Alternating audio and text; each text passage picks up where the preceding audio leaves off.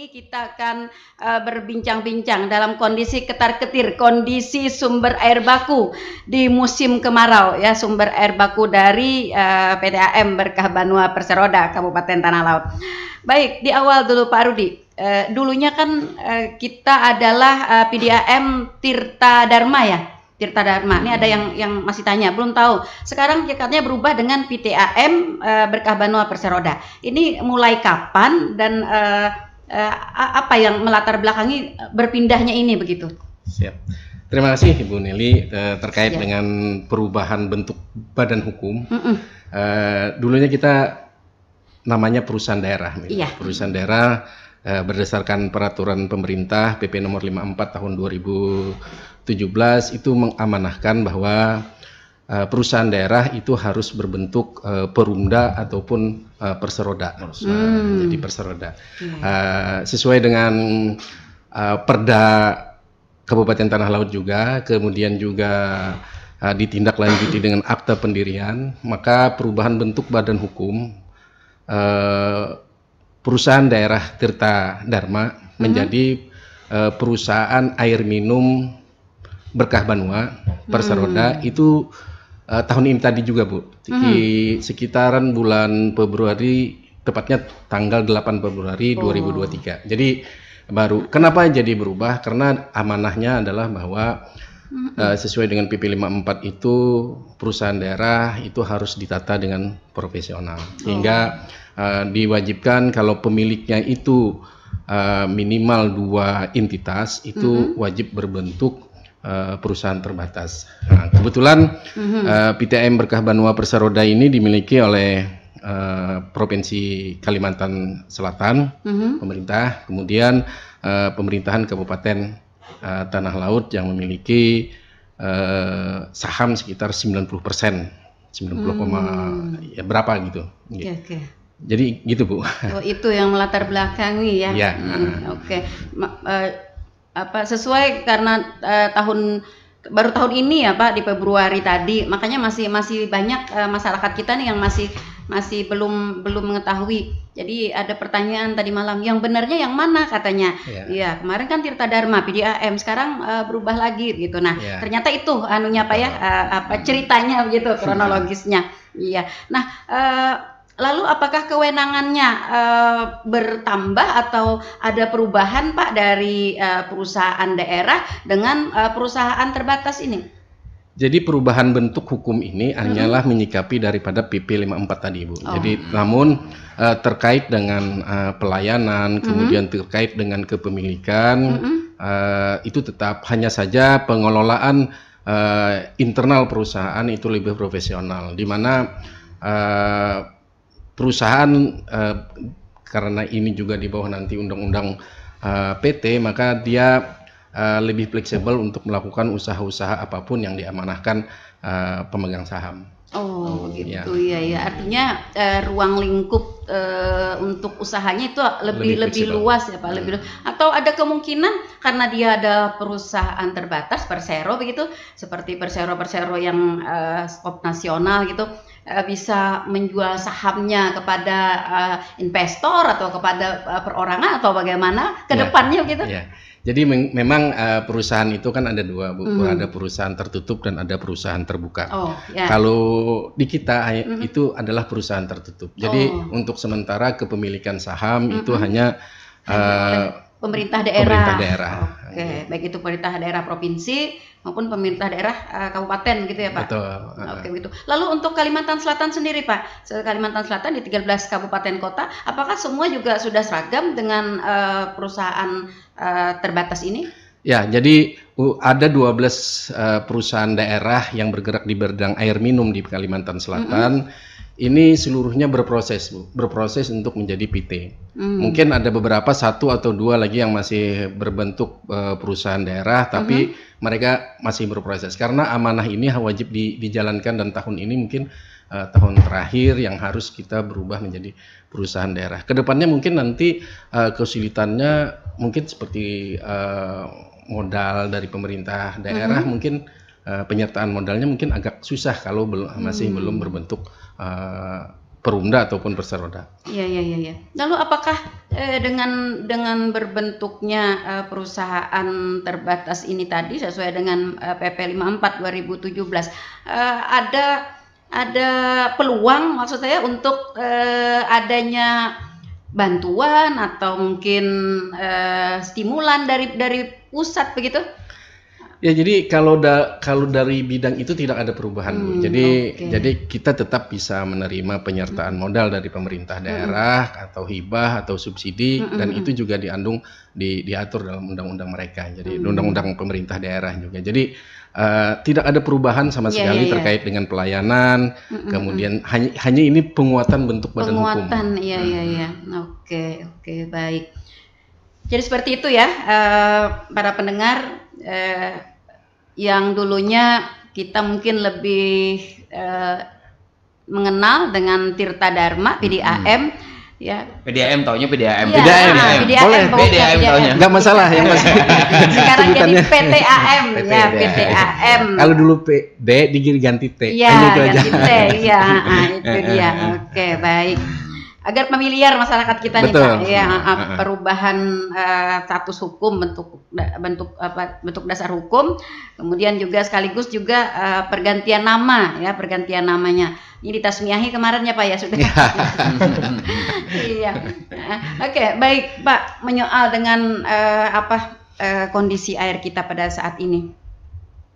Sebelumnya kita ingin penjelasan dulu nih Pak, ada berapa lokasi sumber air baku di PTAM Berkah Banua kita nih Pak? Di mana saja begitu? Ya. Jadi begini Bu, terkait dengan sumber air baku kita memiliki 7 IKK. IKK itu instalasi kecamatan. Jadi ada beberapa, pertama mungkin di kita ini ada 2, di Kecamatan Pelaihari ini ada 2. Ada IPA namanya, instalasi pengolahan air, ada IPA Bajuin dan IPA PTP kita sebut.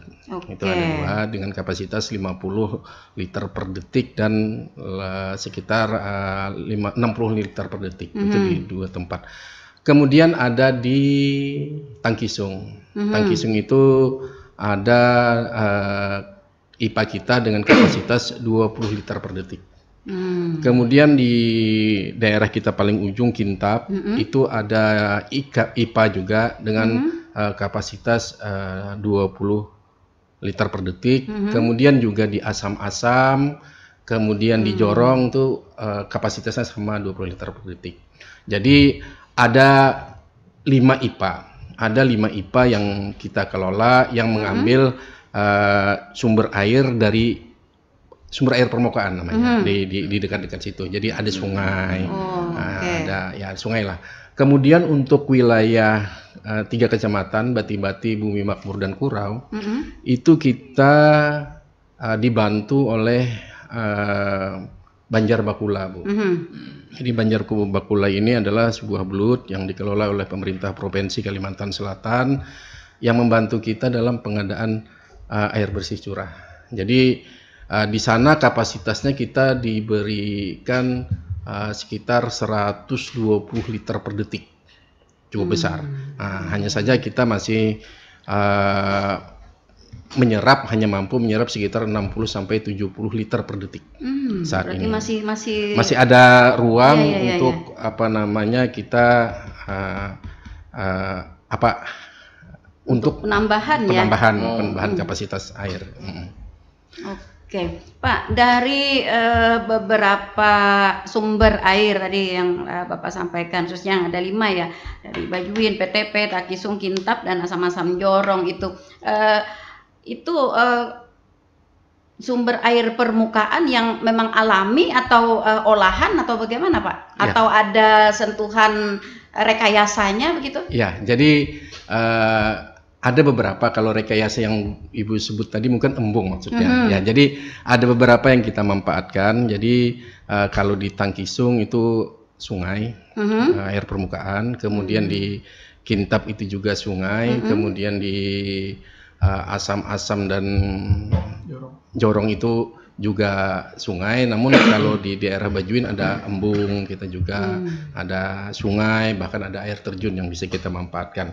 Namun kalau untuk PTP itu kita menggunakan sungai danau ya, danau yang ada di PTP. Ya, jadi Bu Nelly, sebagaimana kita ketahui juga bahwa tahun 2023 ini kita memasuki kemarau yang sangat panjang, Bu ya. Mereka menyebutnya El Nino, Bu ya. Jadi sejak bulan Juli, Agustus, September itu kita curah hujannya sangat kecil, minim. Bahkan 2 bulan terakhir ini hujannya hampir tidak ada. Nah, di awal-awal kami memprediksi bahwa musim hujan ini akan mulai di awal-awal Oktober. Di awal-awal, bahkan kita di awal-awal itu pertengahan November. Sudah mulai hujan di ya? Di pertengahan September maksudnya, sudah mulai hujan. Namun ternyata sebagaimana kita ketahui juga BMKG mensosialisasikan bahwa terjadinya El Nino ini ternyata lebih panjang. Sehingga kalau kita lihat di BMKG itu, wilayah kita ini akan turun hujan normal seperti biasa musim-musim tertentu itu di minggu kedua November.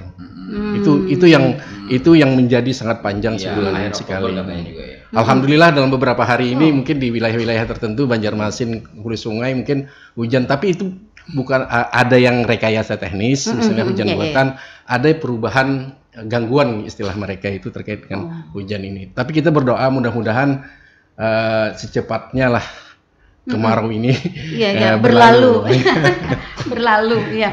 Oke. Lalu Pak Rudi, separah apa sih kemarau tahun ini Pak dibanding dengan tahun lalu? Sepertinya tahun ini kayaknya kayaknya kita begitu kesulitan banget, begitu sangat mempengaruhi pada sumber air baku kita. Apakah karena rentang waktu kemarau ini yang panjang, atau karena suhu panasnya yang begitu tinggi begitu, atau karena ada yang lain? Ya, seperti mungkin yang saya bilang tadi, saya juga baca di media ini karena pengaruh El Nino. El Nino ini suhu ya, jadi yang begitu suhu biasanya kan kita 34 derajat itu cukup panas. Tapi sekarang bahkan sampai 37 derajat. Ini ada peningkatan 3 derajat Celcius.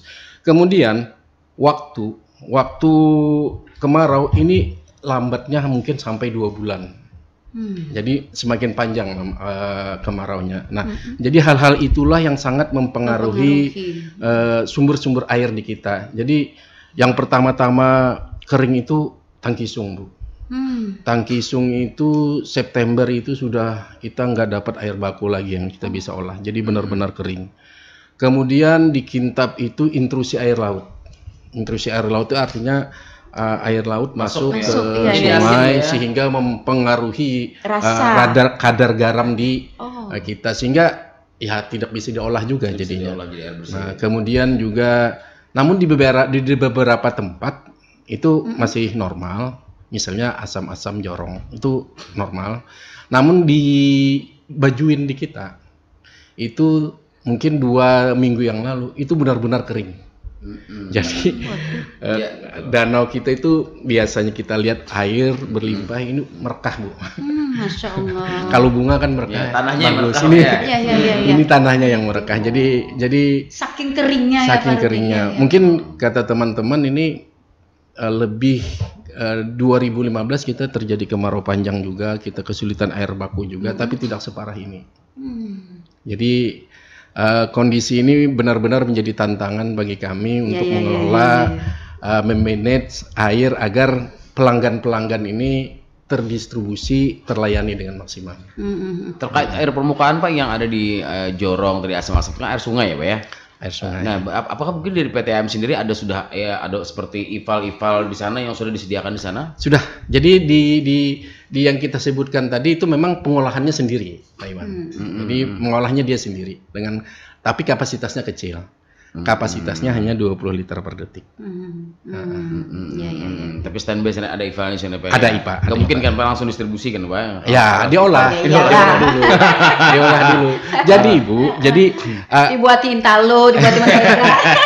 Jadi Bu, kalau kondisi normal, ada namanya NTU, Bu. Kalau kondisi normal, NTU itu bahasa apa itu saya agak susah bilangnya, tapi tingkat kekeruhan. Jadi kalau kita misal di Bajuin ini, tingkat kekeruhan normal itu 50 MTU. Kalau kayak air bersih itu tuh hampir 0 sudah. Misalnya air AMDK itu 0 MTU-nya. Nah, ketika kita mengolah itu dalam kondisi normal NTU-nya 50. Nah, ketika kemarau NTU yang ada itu bahkan sampai 1100. Wow. Jadi jadi 20 kali lipat ke tingkat kekeruhnya. Jadi bujur, kopi tadi. Kopi mix. Iya, Masya Allah. Ini memerlukan apa ya, tantangan luar biasa ya. Pengolahannya untuk pengolahan. ada berbagai tantangan. Pertama, kita membutuhkan bahan kimia yang jauh lebih banyak. Kemudian pengolahannya juga lebih memakan waktu. Yang ketiga adalah kita mengolahnya tuh tunggal dikitan, Bu Ay. Biasanya kita mampu 50 liter per detik, itu kita press menjadi maksimal itu 30 liter per detik. Kalau kita genjot lagi, gagal. Jadi kada jadi orang tuh banyu tuh. Pluknya tuh kada mau terpisah. Apa butiran-butirannya tuh kada mau timbul aja, kada mau tenggelam ya. Gagal kita sebutnya itu ngolah air itu. Nah, jadi seperti itulah tantangan kita yang kita hadapi sehari-hari, teman-teman operator yang ini dihadapi sebenarnya. Tapi alhamdulillah dengan pengalaman mereka puluhan tahun, akhirnya kita mampu merekayasa dalam tanda kutip yang seharusnya air 1100 NTU itu tidak dapat diolah karena pengolah kita itu, IPA kita itu standarnya hanya mampu mengolah 500 NTU. Nah, tapi dengan apa namanya rekayasa istilahnya, cara-cara teknik-teknik tertentu mereka akhirnya ditambah kita mampu ya. Kita mampu mengolah, dan itu tetap berdasarkan Permenkes. Iya. Berarti yang sampai ke pelanggan Insya Allah aman itu, aman. Aman. Meskipun kalau di awalnya melihat yang pertamanya begitulah. Ini kopi mix atau apa gitu ya. Ya, kalau kita melihat air bakunya kopi mix. Iya. Sebegitu keruhnya gitu ya, Pak ya. Nah, ini juga patut diketahui oleh masyarakat kita. Soalnya pelanggan kita ada yang kenapa lah bekaruh pada biasanya begitu. Nah, itu ya. Nah, ini sudah melalui pengolahan yang luar biasa ya dari para petugas kita di PDAM yang semestinya kita tidak bisa ya, Pak ya. Tapi ternyata dengan kekuatan yang ada, semangat yang tinggi begitu, dan tentu saja juga ini adalah manajemen ya dari sang direktur begitu. Iya, sehingga mampu mengolah yang 110 TU tadi ya, 1100. aman 1100 aman dapat disalurkan kepada kawah aja. Iya, kawah aja dan aman dijamin aman. Kalau terkait bajuin, Pak, kan bajuin katanya kering tapi ya. Jadi untuk masyarakat Tanah Laut ini konsumsi saat ini konsumsi apa nih, Pak? Apakah terkonek dengan pipa dengan di ambungan atau gimana? Siap, Pak Iwan. Jadi mungkin saya tanggapi terkait dengan sekilas tadi pernyataan Ibu Nelly. Kenapa pada karuh pada biasa? Iya. Sebenarnya produksi kita itu normal. Tidak ada perubahan. Air sekeruh apapun keluarnya pasti bening. Nah, ini hebatnya. Kita kadang mungkin menyalurkan air yang tidak standar. Kenapa sampai karuh ke pelanggan? Itu Bu Ay mungkin ada kerusakan di distribusi. Maksudnya gini, Bu, ada sambungan yang lepas. Kita baiki banyak karuhnya tak buat. Tapi insya Allah itu dalam beberapa waktu mungkin akan balik lagi. Jadi kalau kenapa bisa karuh tuh dalam tanda kutip sedikit aja. Buka aja terus, insya Allah itu akan jangan ditutup. Karuh tutup. Itu kan tanda kue. Gitu. Buang aja. Karena kan 1000 liter itu cuma hanya 5.400. Jadi kalau kita membuang 2 drum itu mungkin 1.000-2.000 aja lah. Oke, nah ini patut diketahui oleh masyarakat. Ketika kita mendapatkan air PDAM kita keruh, itu jangan ditutup. Dia tutup tutup mendekati bak mandi. Jadi tutup ditampung di tempat yang lain. Kenakan aja madangnya. Ternyata selanginya belain. Tapi masih karena kan jadi dibuang dulu ya, Pak ya. Karena itu hanya ada pengaruh sedikit aja. Sebenarnya kami pun berupaya agar air keruh itu tidak masuk ke pipa kami, tapi namanya juga kita sambil kerja kemampuan untuk mencegah air masuk ke dalam itu agak susah. Itu pertama. Kemudian yang kedua terkait dengan Pak Iwan, gimana nih? Itu bajuin mati lalu pipanya. Nah, jadi begini, Bu. Kami telah mempersiapkan, kawan-kawan di perusahaan PDAM itu telah mempersiapkan 3 bulan sebelum kemarau ini. Kami sudah memprediksi kalau seumpamanya air Bajuin itu tidak bisa diolah. Jadi kami simulasi. Ya. Kami simulasi selama 3 hari di bulan September itu, dan memang pada saat simulasi itu banyak kendala. Artinya banyak pelanggan yang tidak tercukupi airnya, tidak terairi. Nah, dari simulasi itu kita mengetahui masalah. Jadi sebelum masalah muncul, alhamdulillah kita kawat tetarah upih jar gue. Masalah apa yang muncul? Iya, luar biasa. Sabar kuda lo Bella. Nah, jadi ketika kejadian ini benar, prediksinya walaupun kita sekitar September lebih lah, di bulan Juli lah, itu kita simulasi beberapa hari, teriakan nih pelanggan, kenapa kada jalan, padahal kita sengaja melakukan simulasi. Pada saat sekarang kondisi 2 minggu terakhir ini, memang sebenarnya bukan hanya 2 minggu ini, 2 minggu ini mati total. Iya. Tapi hampir sebulan terakhir itu kita mengoperasikan itu tidak maksimal, sehingga kalau kami perkirakan kebutuhan khusus Kecamatan Pelaihari itu sekitar 80 sampai 90 liter per detik kebutuhan air bersih kita. Nah, kita ketahui tadi bahwa Bajuin itu 55 liter per detik. Berarti kita kalau tadi saya sebutkan hanya 30 liter per detik, berarti ada 25 liter per detik yang kita kekurangan. Kekurangan ini kami subsidi dari PTP. Nah, sehingga kami bergantian mengaliri dari IPA Bajuin dan IPA PTP. Itu pada kondisi di bulan Agustus dan September. Namun ketika di awal-awal Oktober kita mati lalu, ini 100% pelayanan itu dilayani oleh PTP. Jadi PTP itu kita maksimalkan.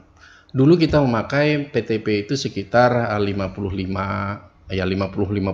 liter per detik. Ini kita genjot lah istilahnya, itu sampai 70 liter per detik.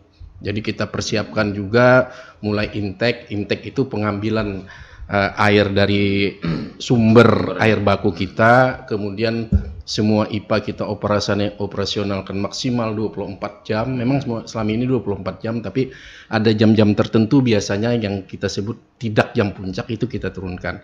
Kalau sekarang kondisinya bahkan kalau di daerah PTP itu jam puncak terus-menerus karena produksinya optimal. Nah, kita ini kan ada dua jaringan distribusi.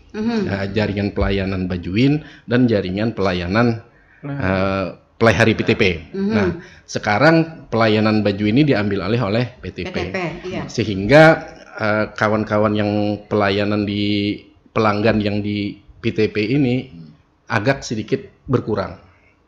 Jadi kalau kami memang pelayanan kami menurun, kami akui, tapi tetap insya Allah seluruh pelanggan kita tetap teraliri, khusus di Kecamatan Pelaihari tetap teraliri. Kalaupun misalnya tidak ada beberapa titik yang kami pantau yang tidak dapat dilayani, misalnya di daerah-daerah yang jauh dari booster kita, kemudian daerah-daerah yang elevasinya tinggi, itu insya Allah kami antari, Masalah kami antari.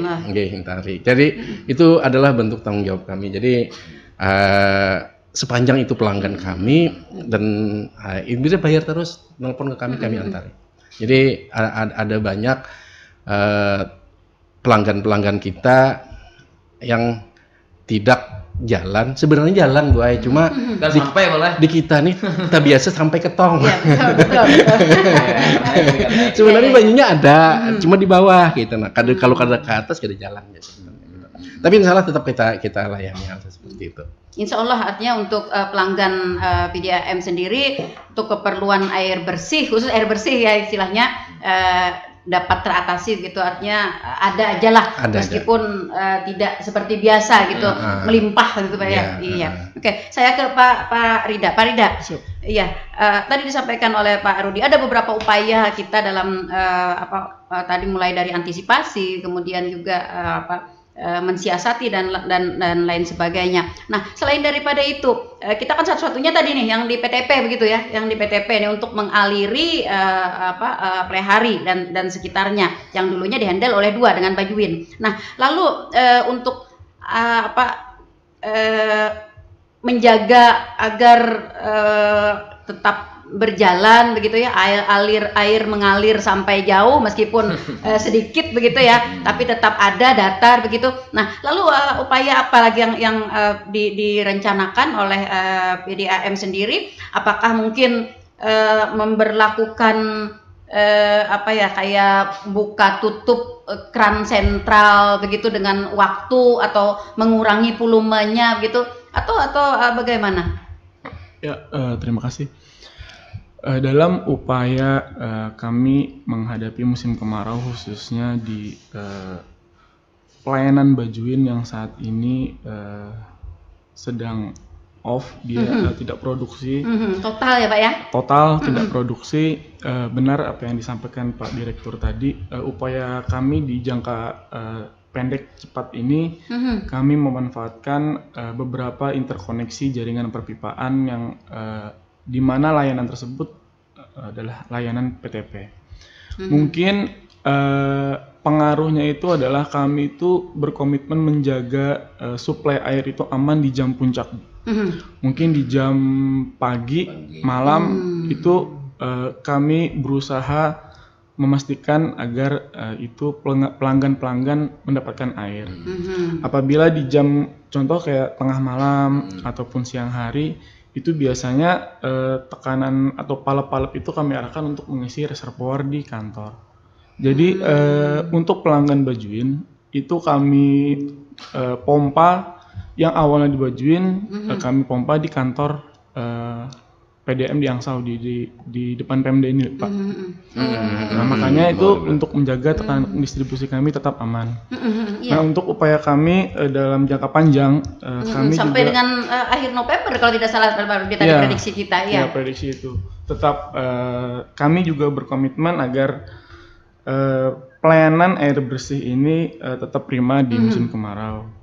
Nah, terkait dengan Bajuin ini, langkah upaya kami juga kami informasinya akan mencari mungkin sumber alternatif air baku lagi, karena keadaan Sungai Tabanio ini sangat terpengaruh oleh musim kemarau. Apabila musim kemarau ini berkelanjutan terus, mungkin kami akan mencoba tarik pipa lagi dari spam Banjarbakula ke Plehari. Rencana kami yang jangka panjang itu, Bu. Oke, kalau kita misalnya memperbanyak pesanan ke Banjarbakula, berarti kita apa ya, harus lebih banyak apa ya, istilah kalau orang bertukar tuh lebih banyak apa, bayar begitu ya? Iya. Iya. Nah, lalu dengan kondisi pendapatan kita sendiri? Terkait pendapatan, mungkin saya kurang tahu karena saya bagian perencanaan. Karena kalau terkait dasar perhitungan tarif mungkin secara keseluruhan juga secara tetap mungkin tidak terlalu berpengaruh, Bu. Tetapi untuk suplai di musim kemarau, insya Allah untuk pelayanan Banjarbakula itu aman karena itu menggunakan sungai Waduk Priam kanan kalau nggak salah. Oke, soalnya begini, ada pelanggan kita kadang-kadang yang katanya ada mati begitu ya, PDAM ada jalan ya, PDAM mati ya, lebih rancak matinya sekarang. Nah itu yang saya maksudkan tadi. Apakah memang PDAM mengeluarkan siasat buka tutup, memperbanyak jam buka tutupnya, atau memang mengurangi volume keluarnya air tadi seperti yang disampaikan oleh Pak Rudi tadi, sekian puluh lit per detik gitu dikurangin gitu ke pelanggan, sehingga pelanggan lebih sering merasakan matinya PDAM gitu ya. Mungkin itu ya trik kita begitu. Ya, mungkin saya tambahkan, Bu, terkait dengan sering tidak mengalir tidak mengalir. Jadi memang untuk pelayanan kita kan dulunya beda ya, orang PDAM nyebutnya kan tidak mengalir. Kalau misalkan kita mati, Pak. Bahasanya halus gue ya. Siap. Nah, jadi terkait dengan air tidak mengalir ini kan dulunya khusus di Kecamatan Plehari ini kan dilayani 2 IPA ya. Satu IPA lumpuh istilahnya dalam tanda kutip ya, otomatis pelayanan, makanya dari satu sisi mungkin 80-90% aja kami mampu melayani. Nah, kalau tidak mengalir itu ada 2, Bu. Pertama memang kita istilahnya tuh tekor lah Bu ya. Iya. Menghemat ya Pak ya. Kita kebutuhan kita sekitar di jam-jam puncak itu sekitar 90 liter per detik. Kemampuan produksi kita saat ini 60 sampai 70 liter per detik. Ada kekurangan 20 liter per detik. Nah, jadi yang didistribusikan itu berkurang. Pada jam puncak itu berabut istilahnya. Nah, jadi mungkin tekanannya tidak sampai ke tempat yang belum mengalir. Nah, jadi seperti itu. Sebenarnya kita operasionalnya tetap 24 jam, hanya saja tekanan ini karena banyak yang membuka di jam-jam puncak kalau kada sampai. Tapi kalau misalnya tidak di jam puncak, kecuali itu tadi titik-titik tertentu yang misalnya Pak kami 2 hari kada jalan, Pak kami 3 hari kada jalan, itu memang kita prediksi sudah. Tapi sampai hari ini kita masih belum mampu karena ada beberapa peralatan-peralatan yang harus kita siapkan untuk itu, untuk pengaturan tekanan itu sehingga baik di tempat terjauh ataupun di puncak-puncak itu tetap mengalir. Itu masih kendala bagi kami yang belum bisa teratasi. Namun ada hanya beberapa titik-titik yang kami lihat. Jadi 2 Bu. Kalau kita yang kada jalan itu kita jalanakan, itu sekitar kami hitung sekitar 300 sampai 400 pelanggan. Dibandingkan dengan yang hampir 2000 pelanggan yang kita bagi ada lokasi prioritas gitu ya. Sebenarnya seperti itu minus kita. Jadi yang 400 ini oke lah kita antar. Daripada kita yang termasuk mungkin di sini nanti kalau ini nggak jalan nih di daerah Pemda ini. Jadi karena kan di sini dilayani oleh Bajuin. Betul, Bajuin. Makanya air tangki masuk terus ini. Iya. Oh, seperti itu ya. Nah, itu perlu dipahami juga ya oleh masyarakat kita ya agar tidak ada miskomunikasi Pak Rudi. Betul. Karena begini, air ini kan kebutuhan yang sangat primer, artinya tidak bisa diganti dengan apapun. Kalau misalnya penerangan kan bisa diganti dengan lampu teplok dengan apa gitu. Air nggak bisa diganti. Andai pun pakai tisu, tidak seperti dengan air begitu ya. Nah, semuanya hanya pada hal-hal tertentu yang bisa diganti. Semuanya tidak bisa diganti dengan air. Makanya itu kalau 1 malam saja Pak, 1 hari aja PDAM ini tidak mengalir. Itu gejolak tuh udah luar biasa. Betul, nah itu yang saya maksudkan. Sehingga kita butuh penjelasan ya untuk pelanggan kita agar mereka bisa tenang. Tunggulah dengan sabar begitu ya. Akan ada saatnya dia mengalir ya. Nah, kalaupun misalnya kita kekurangan air. Tadi kan seperti disampaikan oleh PDAM Pak Rudi. PDAM bisa mengantar. Nah, ini apakah kita melalui pesanan atau bagaimana begitu? Biasanya pesan Bu, diberitahu kami melalui call center kami juga bisa, melalui teman-teman di PDAM juga bisa. Artinya kalau ada teman atau itu dihubungi bisa kita lakukan. Oke. Dan pemesanan tidak berjangka lama begitu Pak ya? Sepanjang antriannya masih tersedia. Karena kan kita ada dibatasi dengan kemampuan pelayanan juga. Kita ada mobil tangki 3, armada kita. Kalau misalnya ini pengantriannya ya, tapi maksimal 3 jam lah ada. Asal penampungannya ada Bu. Yang kadang-kadang teman-teman kita ini kan sekali pengantaran itu sekitar 3.000-4.000 liter.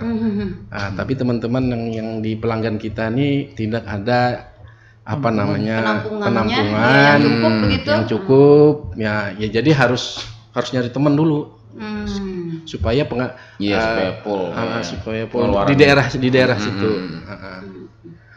Oke, seperti itu ya. Iya. Yang bergabung. Oke, baik. Suara pendengar, kita ke suara pendengar Pak. Oke, suara pendengar, selamat pagi. Waalaikumsalam Bu. Waalaikumsalam, dengan siapa di mana Bapak?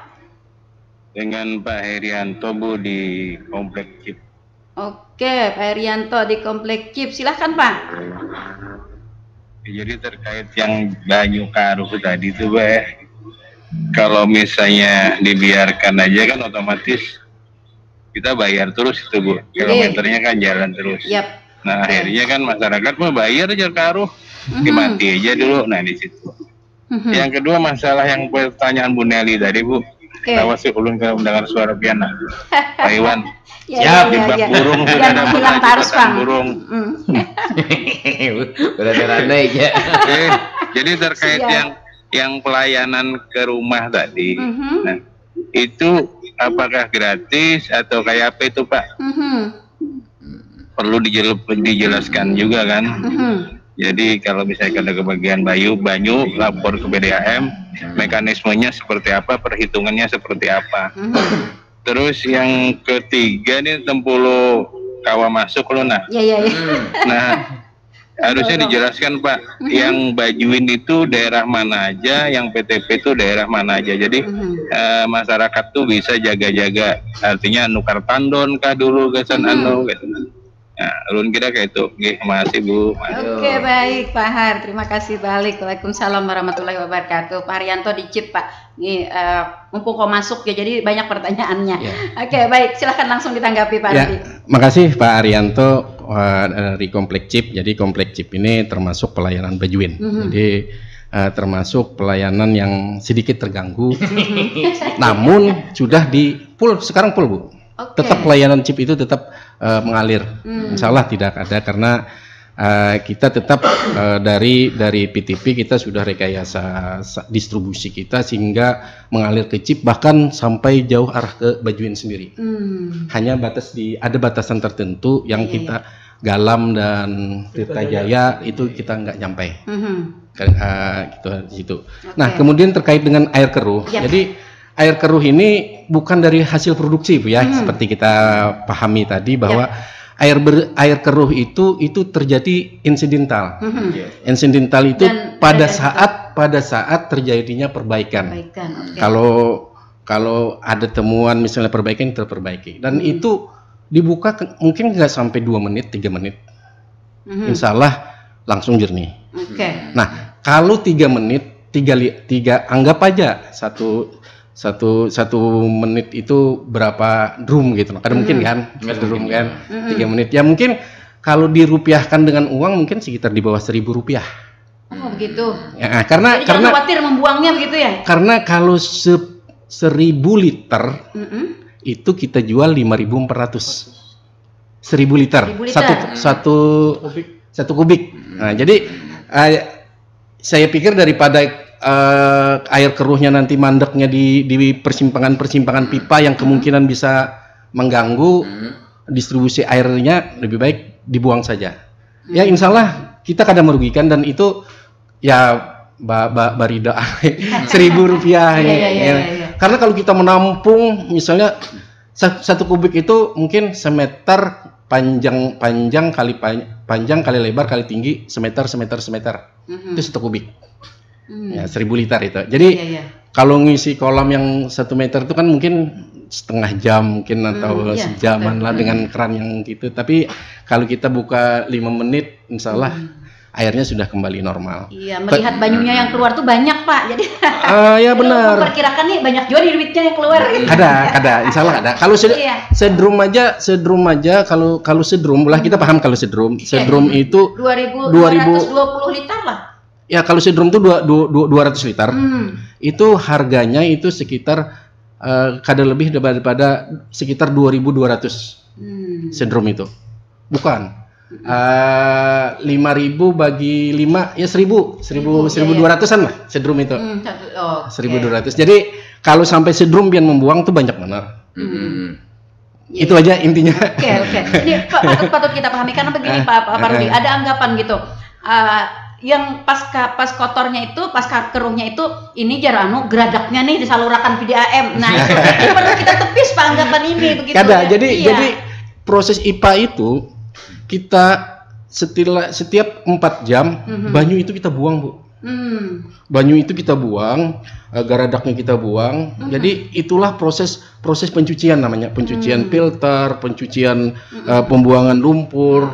Jadi yang banyunya yang 1.000 NTU tadi jadi bersih itu dibuang setiap 4 jam dibuang. Membuangnya banyak, membuangnya sangat banyak, berapa puluh kubik gitu kan. Nah, jadi insya Allah kalau kami tidak menjual air keruh pertama, kami pastikan itu kami Kalau air keruh itu ketika terjadi perbaikan dan itu tidak setiap waktu. Iya. Tidak setiap waktu dan tidak semua tempat. Tidak setiap waktu dan tidak semua tempat. Oke, iya. Jadi triknya tadi dibuang aja sedikit gitu Pak ya. Buang aja. Begitu gitu. Juga gini Bu, karena pada kondisi saat ini, kan kadang-kadang pelayanan kita agak terganggu nih karena tekanan kurang. Lalu pipa itu kosong. Pipa kosong lalu masuk angin istilahnya. Nah, ketika kita buka, angin keluar. Itu kan kadang-kadang kita langsung tutup, ya kan? Kalau kita buka, kemudian kita tutup, itu sampai kapanpun air tidak akan sampai ke rumah kita. Oh begitu. Karena terhalang air, angin. Jadi angin kada kau ditembus. Jadi buka aja dulu gitu. Buka aja. Nah ini dia ya. Paling 2 menit. Iya. Nah ini trik-trik yang perlu dipahami oleh karena kalau kita tutup lagi, ya udah. Angin aja nih, Angin aja. Berjual angin aja. Oh iya. Nah ini maka berputar. Jadi apa namanya? Kalau kita hitung-hitungan, ya ada pernah pelanggan kita. Mereka mungkin memiliki penampungan sekitar 2 kubik. Kemudian pada saat malam terjadi perbaikan, tiba-tiba air keruh mengalir. Kemudian di kolam dia itu kotor semua. Datanglah ke saya. Ya protes lah istilahnya. Demo. Ya, protes. Ini air banyak ini. Ya saya tanya kan kolamnya itu berapa panjang kali lebar kali tinggi. Oh kira-kira itu 2 kubik Pak. Kalau kami jual itu, kalau pian bayar ke kami karena kami jual harganya 5.400, maka pian itu ada kerugian Pak. Terus terang ada kerugian pian di 10.800. Jadi tolong dibuang aja karena kami ganti. Tapi beliau baru sadar, oh segitu aja kah duitnya? Iya, nah itu dia ya. Segitu aja kah duitnya? Iya. Karena kalau 2 kubik itu banyak. Nah itu Pak yang setong banyu itu sekubik tuh. Yang 1.200 liter tuh 1,2 kubik. Nah itu yang belum dipahami oleh pelanggan. Ini anak membuang seember gini Pak, banyak bener untuk buang aja. Ini dikira duitnya ini sebanyak itu gitu loh. Memang harga air tuh lebih tinggi daripada nilai duit Bu. Jadi buta deh. Iya. Ya kan? Iya. Apalagi kemarau Pak. Nah, 70.000 pun kita tukari setong kan.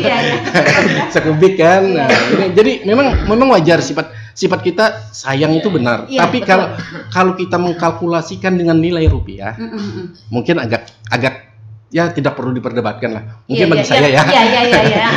Yang artinya yang dihargai oleh PDAM sendiri begitu. Betul. Ya. Karena kan dapat subsidi kan Pak ya. Betul. Nah, kita bikinnya air ini 1 kubik itu kita bikin 7.700.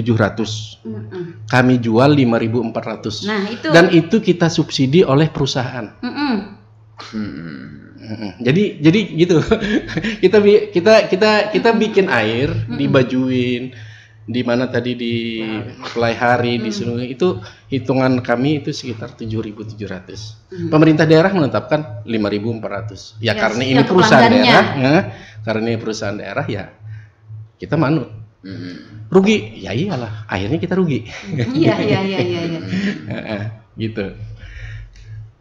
Okay. Kemudian pertanyaan kedua. Ya, pertanyaan kedua. Terkait dengan gratis atau pelayanan. Pelayanan antar gratis. Jadi gini, di kita, khususnya di di Kabupaten Tanah Laut ini, pelayanan PDAM ini hanya sekitar 14,5 sampai 15% dari jumlah penduduk kita. Jadi kecil sedikit. Kecil sekali. Yang lain-lain itu dilayani oleh Pamsimas. Kemudian BUMDes juga ada kan, atau bahkan mereka mandiri, sumur bor, ya kan, sehingga PDAM pelayanannya agak sedikit kecil lah. Nah, ketika sekarang kan nih, makanya alhamdulillah PJ Bupati kita juga masuk, beliau tahu kesulitan masyarakat adalah air bersih, kemudian kemampuan PDAM ini hanya 13% dari jumlah penduduknya, maka PJ kita mensosialisasikan agar kepada seluruh SKPD itu memberikan air bersih. Kami supportnya di mana? Kami supportnya air bersih silakan ambil gratis. Dimanapun, jadi SKPD silahkan ambil gratis.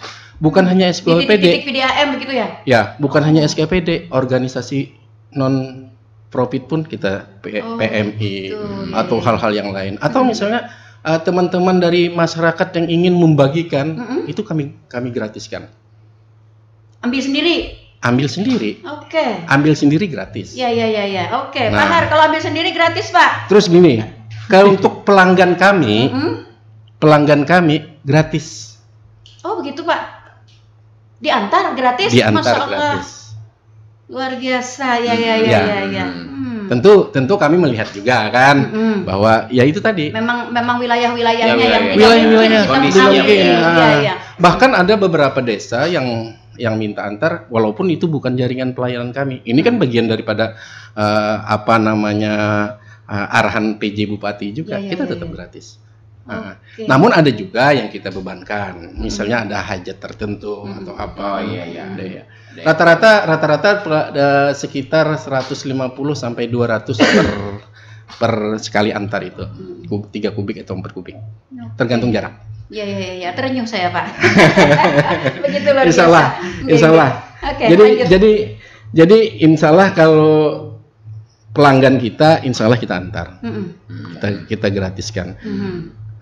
Tapi tentu saja sesuai dengan kemampuan kita tadi, Bu. Iya, betul. Antrian apa gitu. Iya. Yang kedua terkait dengan pelayanan Bajuin dan PTP. Ya, sebagaimana kita ceritakan tadi bahwa pelayanan Bajuin adalah sebagian dari kalau saya tidak hafal, Bu ya, nama-nama desa jalannya, tapi intinya dari Bajuin ke CIP sendiri, PTP daerah kita ini sampai ke rumah sakit Bu Yasin. Itu daerah pelayanan kita. Tapi sampai sekarang masyarakat tidak perlu tahu itu. Karena yang pasti jalan. Iya. Yang penting jalan gitu ya. Air keluar gitu. Air keluar. Iya. Mungkin itu, Bu. Oke, baik. CIP termasuk daerah yang aman atau daerah yang antar gratis? Kalau CIP jalan. Oke. CIP jalan. Iya. Ada perlu diantar. Oke, aman Pak Har, sampai aman. Ya. Asal dijaga terus gitu kan, akan terpenuhi lah kebutuhan kita. Baik, kita ke suara pendengar di live Facebook ini. Yang pertama ada Pak Jaini di Plehari, Pak. Pertanyaannya, apakah benar Pak di musim kemarau ini penambahan zat penjernih dengan jumlah yang banyak, Pak? Artinya lebih banyak dari biasanya, karena omongan ini selalu jadi pembicaraan di warung-warung. Oke. Iya. Dan berbahayakah untuk kesehatan? Nah itu Pak. Ya. Oke. Yang kedua ada Pak Umay di Ambawang. Sekarang banyak Pak pembangunan komplek perumahan dan menggunakan air PDAM. Padahal diketahui dataran komplek baru tersebut sangat tinggi. Ya. Yang mungkin air tidak bisa naik, tapi tetap saja dipasangkan. Nah, bagaimana solusinya yang seperti ini, Pak? Apakah disurvei dulu atau bagaimana? Maaf, terima kasih. Ya. Oke, silakan Pak, langsung ditanggapin. Makasih terkait dengan pertanyaan Pak Jaini di Plehari ya. Siap. Pemandiran digetek kira-kira Iya. di warung ya, Pak. Iya. Memang dalam proses pengolahan air kita pasti memerlukan zat-zat kimia. Misalnya kita perlu tawas untuk menghilangkan bau, ada kaporit untuk menghilangkan bakteri, kemudian ada PAC untuk menghilangkan kekeruhan. Jadi segala sesuatunya tuh kalau banyunya karuh, bahan kimianya pasti lebih banyak. Itu pasti, dan itu pasti. Sehingga kami, Bu, ketika banyu karuh, biasanya kami menggunakan itu sekali, itu jadi 5 kali. Jadi dari sisi biaya tentu sangat banyak benar. Jangan kami kalau stop. Karena 5 kali lipat. Sementara kita jualannya tetap di harga situ. Nah, gelapungnya banyak. Minyaknya banyak. Wadahnya situ harganya. Nah, kemudian apakah berbahaya? Insya Allah ada, Bu Ai. Karena kita bisi laboratorium. Jadi di sana kita ukur pH-nya. pH itu harus di atas 6,5 dan di bawah 8. Itu wajib. Kemudian MTU-nya, tingkat kekeruhannya harus mendekati 0. E. coli atau coliform yang menyebabkan dysentery itu harus tidak ada. Jadi semua itu kita sesuaikan dengan standar-standar Permenkes. Nah, jadi ada banyak yang diukur sehingga tentu saja air yang kita alirkan itu air bersih. Jadi air itu ada dua, Bu Ai. Ya. Ada air bersih dan ada air aman. Oh. Air aman tuh bisa dikonsumsi langsung. Sebenarnya kalau kita di IPA itu kada apa-apa minum wani julen. Oh. Karena Harus direbus dulu. kada usah direbus wani minum karena standar sudah.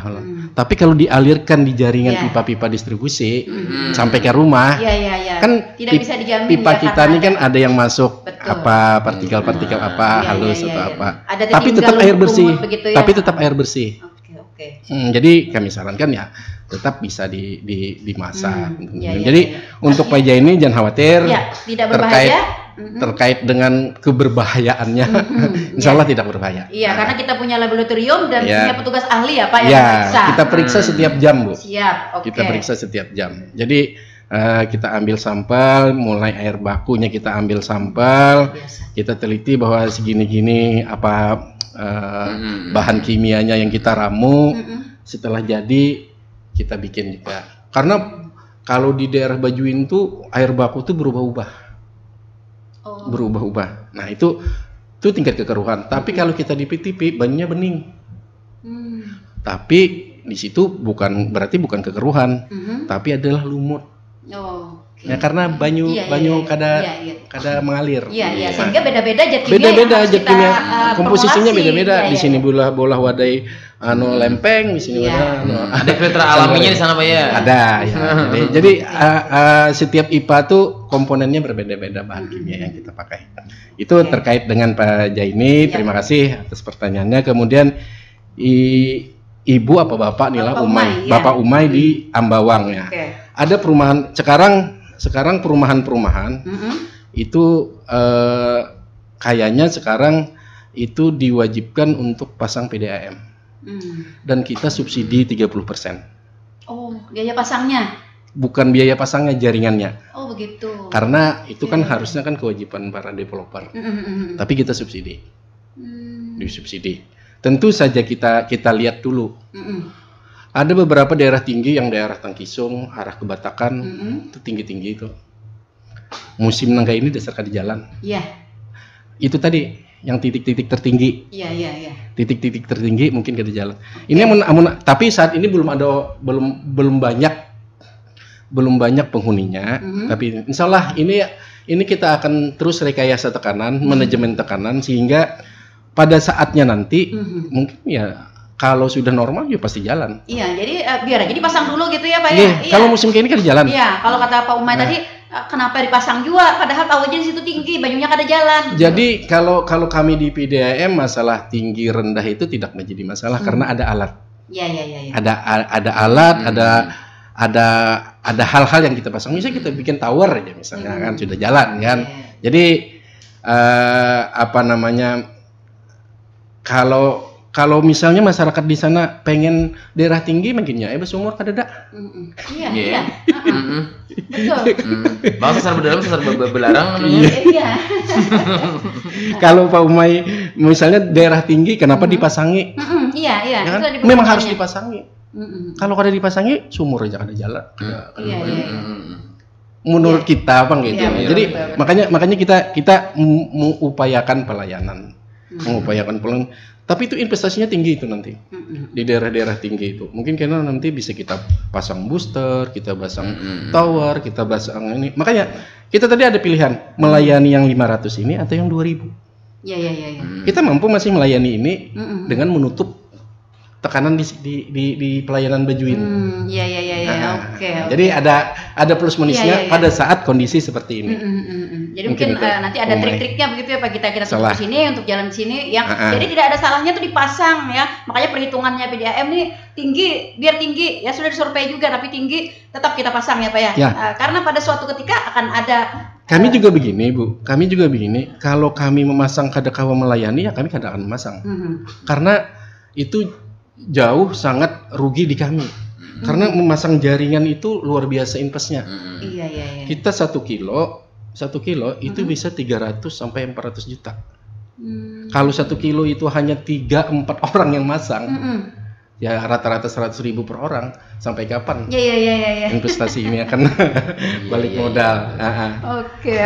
Seperti itu ya Pak Umay ya, Pak Umay di Ambawang. Jadi jangan khawatir bagi yang komplek perumahan di dataran tinggi ya, tetap dipasang PDAM ya, karena PDAM akan terus melakukan upaya-upaya ya untuk dapat mengalirkan air sampai ke dataran perumahan yang tinggi tadi.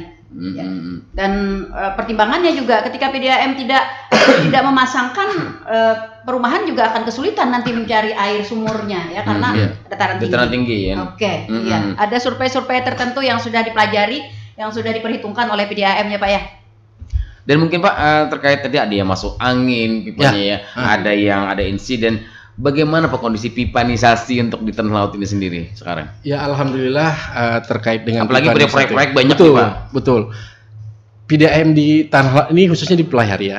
Pelai Hari ini pipanya itu mulai tahun 83. Jadi jadi pipanya itu mulai tahun 83, tapi beberapa tahun terakhir itu sudah ada permajaan. Kalau dulu tuh pipanya asbesnya apa namanya? ACP itu model kayak semen tuh.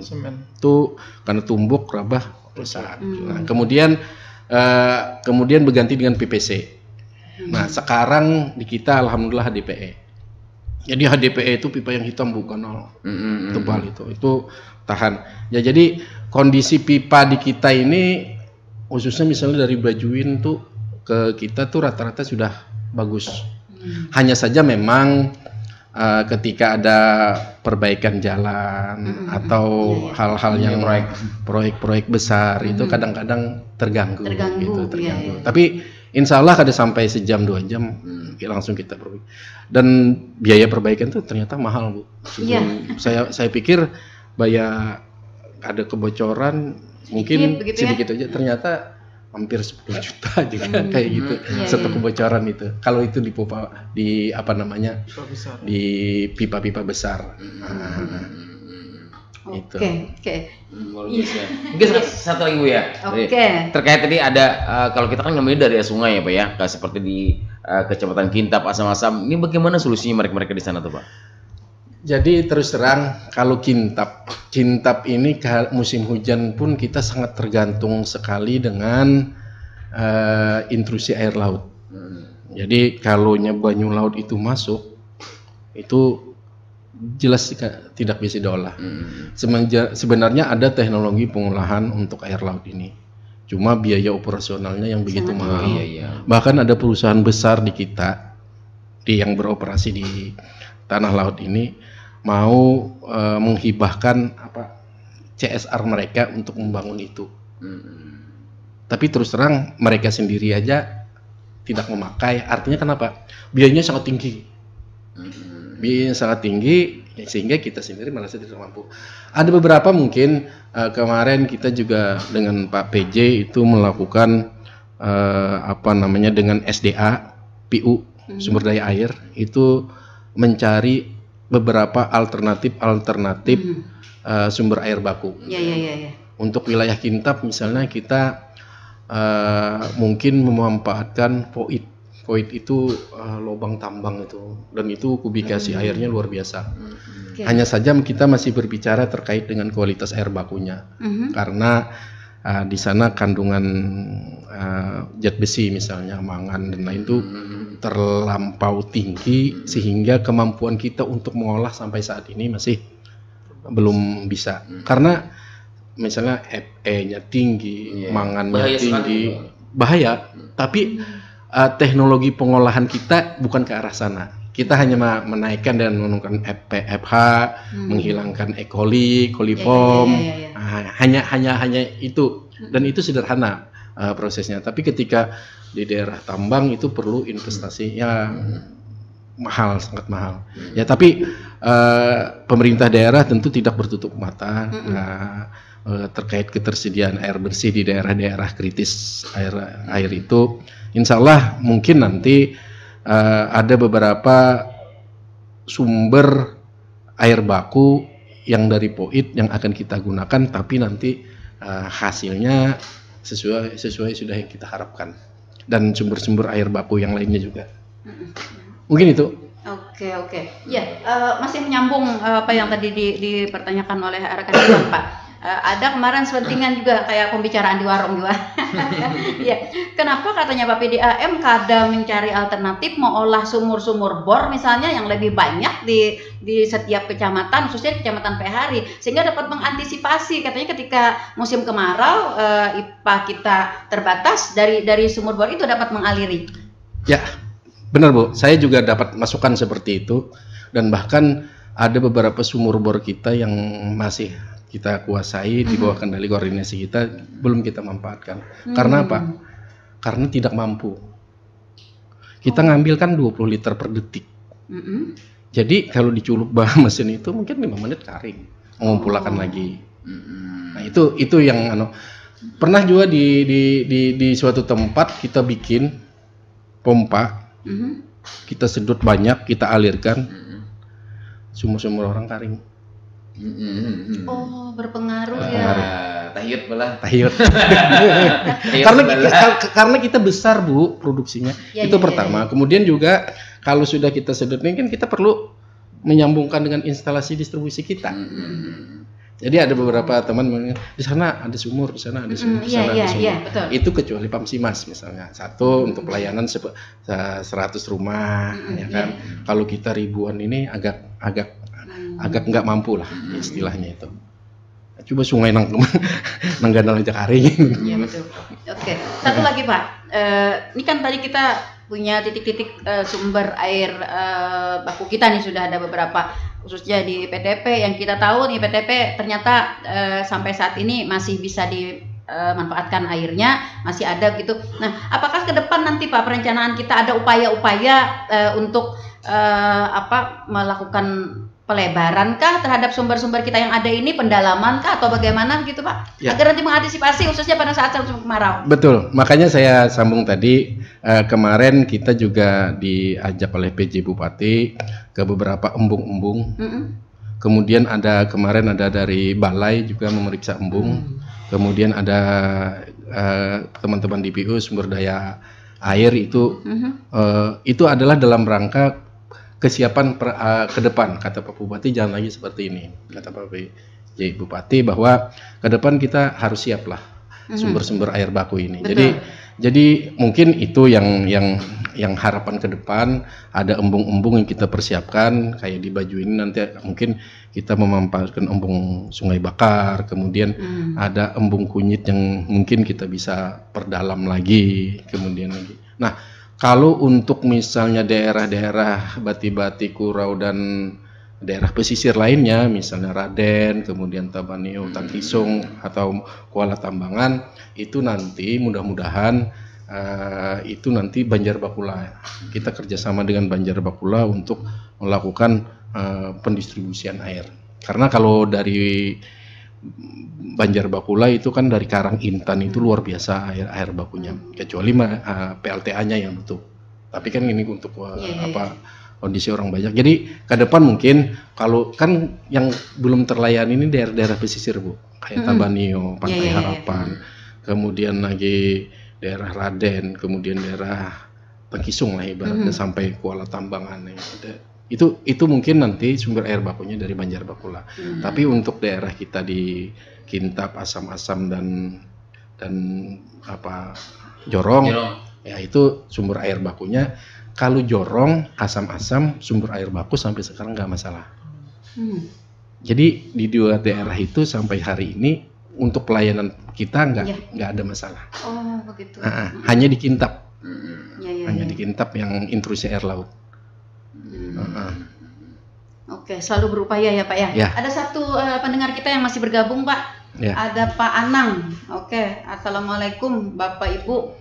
Umpat Betakun, ulun nih hendak memasang PDAM. Jadi wayah ini berapa harga pasangnya Pak? Siap. Karena munnya nyambung rumah kiri kanan, ulun nih sudah berpasang PDAM juga, jadi kira-kira murah jalo. Nah, sudah ada jaringan mungkin ya, ada sorangan. Kita menyonteknya lagi ya.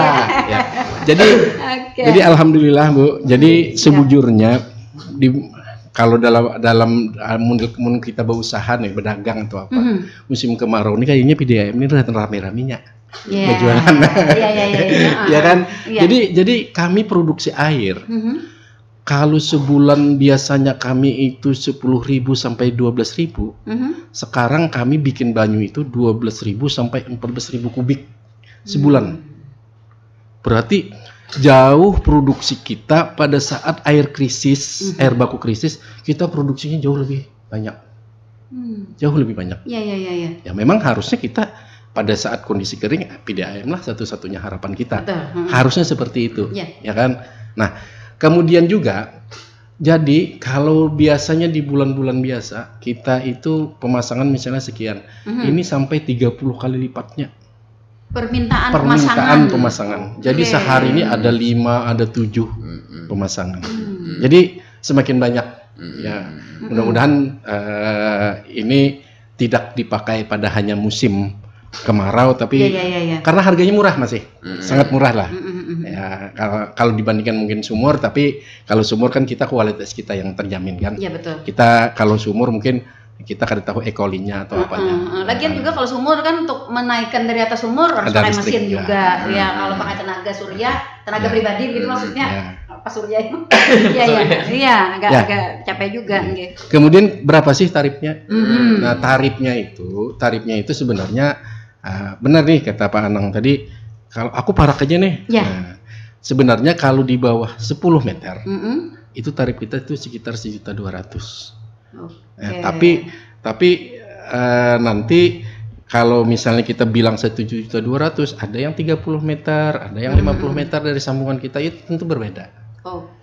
Jadi kisarannya tuh ada yang masing-masing lah. Tapi kalau di bawah 10 meter tanpa halangan tuh misalnya kada menyeberang lah.